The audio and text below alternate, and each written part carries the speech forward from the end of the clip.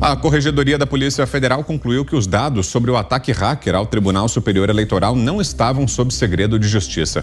O presidente Jair Bolsonaro e o deputado Felipe Barros já haviam dito aqui no programa Aos Pingos nos Is que os dados não eram sigilosos. A conclusão, que veio de uma investigação interna do próprio órgão, contraria o relatório final da delegada Denise Ribeiro e a fala do presidente do TSE, ministro Luiz Roberto Barroso, que acusaram o presidente e o parlamentar de vazar dados sigilosos. O objetivo da investigação da Corregedoria da PF era verificar se o delegado Vitor Neves, responsável pela investigação do ataque hacker, compartilhou indevidamente as informações do inquérito. Neves foi afastado por decisão do ministro Alexandre de Moraes. Nosso primeiro destaque desta terça-feira, e a gente vai então a Brasília para análise de José Maria Trindade. Salve, Zé, boa noite.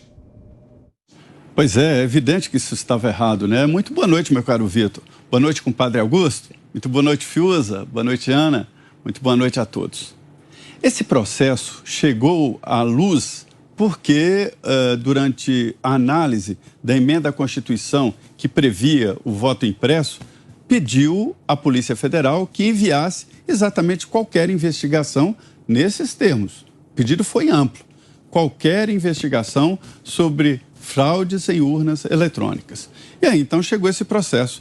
O deputado Felipe Barros, então, discutiu, né? Não foi só esse, mas discutiu claramente, leu esse processo, esse inquérito no plenário da Comissão Especial da Emenda à Constituição apresentada pela deputada Bia Kicis,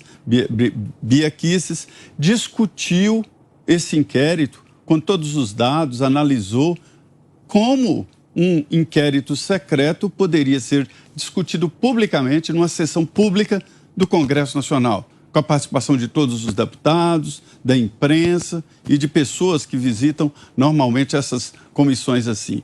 E foi assim que o deputado levou ao presidente Jair Bolsonaro o inquérito da Polícia Federal que mostrava claramente uma invasão nos computadores do Tribunal Superior Eleitoral.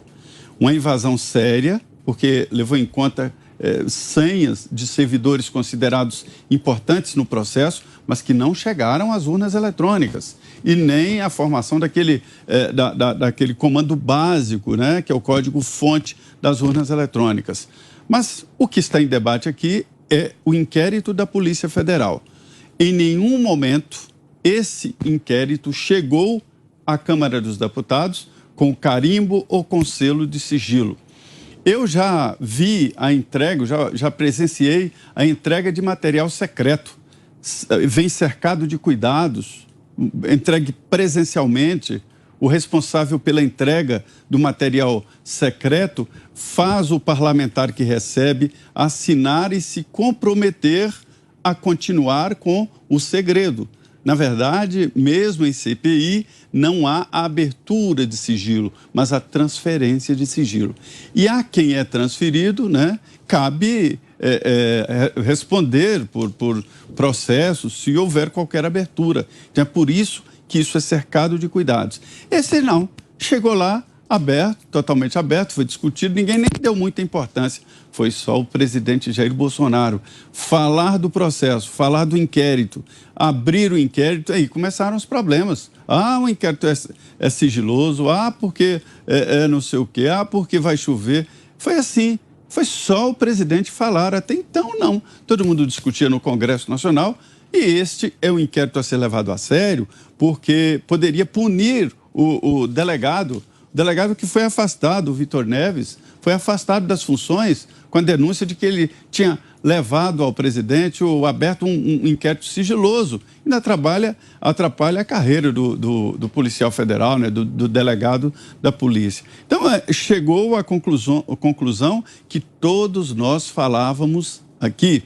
Não há por que esse inquérito contra o presidente da República, se lá na base o processo, o inquérito, foi transferido para o Congresso Nacional como um documento comum, aberto. Veja a que ponto chegamos. A falta de comunicação ou é má fé? Antes do próximo comentário, mais uma informação ainda relacionada a esse caso. O ministro do Supremo Tribunal Federal, Alexandre de Moraes, determinou nesta terça-feira o compartilhamento de supostas provas do inquérito sobre o vazamento de dados que seriam sigilosos pelo presidente Jair Bolsonaro com a investigação sobre a atuação de uma alegada milícia digital contra a democracia e as instituições. Moraes atendeu a um pedido da Polícia Federal. Segundo o ministro, a demanda da delegada Denise Ribeiro, ela mais uma vez, é pertinente porque pode haver semelhanças entre o modelo de atuação dos grupos investigados em cada inquérito. No primeiro inquérito, a delegada concluiu que Bolsonaro cometeu crime ao, segundo ela, vazar dados sigilosos de um inquérito da corporação sobre um ataque ao sistema do Tribunal Superior Eleitoral. Como dissemos há pouco, a Corregedoria da PF afirmou que o inquérito não era sigiloso. Guilherme Fiuza, queremos ouvi-lo também, Fiuza. Boa noite. Boa noite, Vitor Brown, Zé Maria Trindade, Ana Paula Henkel, mestre Augusto Nunes, boa noite a todos. O eleitor agora quer saber em quem e em que ele pode confiar na eleição, né? Porque o ministro que vai presidir o TSE na eleição diz que o inquérito que não estava sob sigilo estava sob sigilo. Assim como seu antecessor dizia que o sistema vulnerável era invulnerável. Nenhum deles se debruça sobre o mérito, né? Por que foram apagados os logs, né, os arquivos que poderiam dar a investigação completa da invasão que se deu no sistema? Não ouvimos uma palavra das autoridades, das supremas autoridades, que serão as autoridades eleitorais, que apostam, Vitor, hoje em dia, nas versões, né? Eles têm a versão e vai lá, essa imprensa aí, que era a imprensa, né? Que hoje em dia faz aí uma cartilha de acordo com interesses que a gente não sabe quais são, e vão lá e dizem, é sigiloso. Aí você vê nas manchetes tranquilamente, sigiloso. Aí, por exemplo, né, no momento em que eles fizeram aquela manobra para impedir o governo nacional de dar as diretrizes da sociedade, de funcionamento da sociedade na pandemia, transformando a pandemia em estadual e municipal, nós vimos a própria corte dizer que não tinha tirado poder nenhum do governo. Quer dizer, eles acreditam nas versões deles, porque tem umas manchetes aí que estão sancionando. Agora eu pergunto, né? As autoridades, as referências institucionais, os outros juízes. Tem outros juízes, não tem, no país? Ou são só aqueles 11 ali? Tem outros, né? Tem corregedores, tem procuradores, tem procurador-geral, tem senadores, não é isso? Vai todo mundo sancionar a versão contada pelo ministro do Supremo e sancionada pelo consórcio? É isso que vai valer? Porque vale lembrar, Vitor, né, que o povo quer saber em quem pode acreditar, né, com esse fogo cruzado aí de informações, de fake news de grife, né? O povo quer saber em quem confiar, porque essas autoridades elas fazem parte da corte que reabilitou eleitoralmente um ladrão, né, que descondenou Luiz Inácio da Silva, condenado a mais de 20 anos de prisão por corrupção passiva e lavagem de dinheiro. Algum deles consegue chegar ali nas suas lives e dizer que o Lula nunca cometeu um crime? Eu acho que eles não conseguem fazer isso.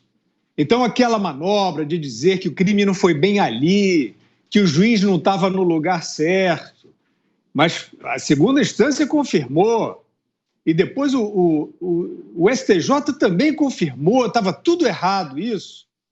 Então, é uma reabilitação de um ex-preso que vai concorrer a essa mesma eleição que vai ser presidida por esses mesmos personagens. Então, de fato, a população, o eleitor, está, com toda razão, sem saber em quem e em que confiar na eleição desse ano. Agora você, Ana Paula Henkel. Boa tarde, Ana. Boa noite para vocês aí no Brasil. Vitor, boa noite, Zé, boa noite, Fiuza, meu querido mestre Augusto Nunes, e boa noite à nossa audiência maravilhosa. É o que o Fiuza disse, né? Há muitas perguntas, e aí claramente uma fake news de grife, porque disseram, né? Os ministros aí da nossa Corte Suprema disseram categoricamente que o inquérito era sigiloso. Nós lemos aqui, eu li há algumas semanas, há 10 dias mais ou menos, uma parte da investigação ali, o depoimento, né, do delegado Vitor Neves, onde ele disse explicitamente e explicou que após a divulgação do mencionado inquérito na live do dia 4 de agosto de 2021, o EPF Bruce alterou por iniciativa própria o status de tal inquérito para a etiqueta sigiloso, para evitar acesso ou utilização indevida, ou seja, foi trocado sim, né, a categoria, né, não era sigiloso, foi trocado para sigiloso após a live do presidente, mas dentro desse questionamento aí que o Fiuza trouxe, né, o eleitor tem muitas perguntas, o brasileiro também, né, muitas perguntas em relação às urnas, em relação a esse inquérito, né, claramente aí duas ações, duas instituições estão dizendo coisas opostas, mas o que eu queria levantar dentro desse questionamento do Fiuza sobre as várias perguntas que ainda temos, eu queria levantar aqui, a título de investigação mesmo, o comportamento dessa delegada, da Denise, né, com 2 S's, Denise Ribeiro. Eu fiz uma pequena pesquisa nos últimos dias e essa delegada ela teve uma atuação naquela operação Acrônimo, né, que identificou repasses aí poupudos ao escritório do Alexandre de Moraes. Essa investigação foi arquivada por decisão monocrática do Fux, está sob sigilo. A delegada Denise Ribeiro também foi duríssima no combate à corrupção, né, na era petista, conduziu investigações importantes, propôs uma investigação do escritório de advocacia do Alexandre de Moraes e, de repente, né, agora ela ressurgiu completamente aí transformada, fazendo tudo que o Alexandre manda, né? Vale lembrar que o inquérito das fake news foi criado justamente para frear investigações da revista Cruzoé a respeito do funcionamento dos escritórios das esposas dos ministros do Supremo. E a primeira vez que Denise Ribeiro começou a investigar as relações do Alexandre de Moraes e da esposa com possíveis práticas ilícitas, ele ainda era ministro da Justiça no governo Temer, e hoje aí é como se ela fizesse absolutamente tudo que ele coloca na frente dela. Então fica aí um questionamento, essa mudança de comportamento da delegada Denise Ribeiro. Será que isso aí não é um caso de cooptação, né, de agente público federal, em pleno exercício do cargo, por exemplo?